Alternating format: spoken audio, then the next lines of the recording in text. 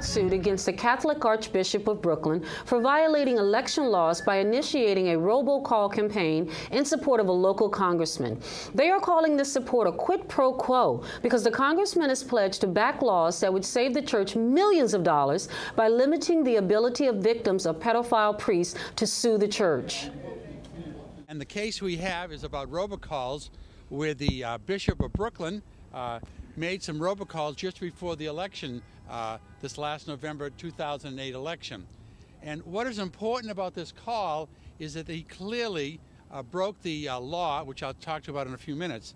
What he did is he recorded a message, he sent it to registered voters. Legislation sponsored by Vito Lopez. Vito Lopez of Brooklyn. He sponsored poison pill legislation that effectively killed the clergy abuse bill here in New York, the Windows legislation, saving the Catholic Church billions, with a B, billions of dollars in settlements and compensations to victims who have been abused by priests.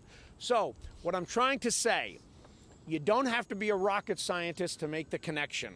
There was a quid pro quo between Vito Lopez to do the dirty work and the political water carrying on behalf of the Catholic Church in our political institutions in the Assembly and the Senate, and Bishop DiMarzio. His part of the quid pro quo was to help Vito Lopez's slate of candidates or candidate get elected. And this is another effort by Bishop DiMarzio to send the message out that childhood victims of clergy should stay in the closet and not report. Because if we did have this legislation, people would come out of the woodwork and get their day in civil court.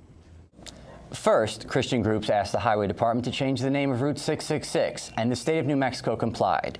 Then they wrote letters asking a Tampa baseball team to change their name, and the Tampa Bay Devil Rays became the Tampa Bay Rays. Now, a New Jersey legislator, who is also a pastor, wants the New Jersey Devils hockey team to take the devil out of their name, too. Owners have responded that they will, when hell freezes over.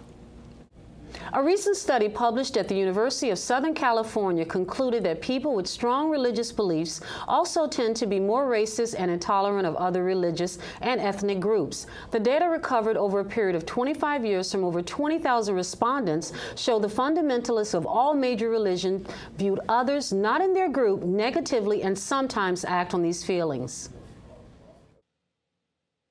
The study showed, in general, the more devout the community, the greater the racism. Strongly religious people in our research, mostly Christians, discriminated against others who were different.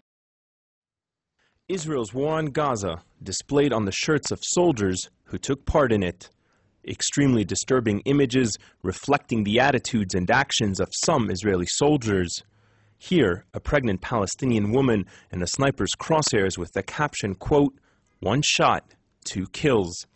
Another, a Palestinian child in a bullseye with the words, quote, "The smaller, the harder."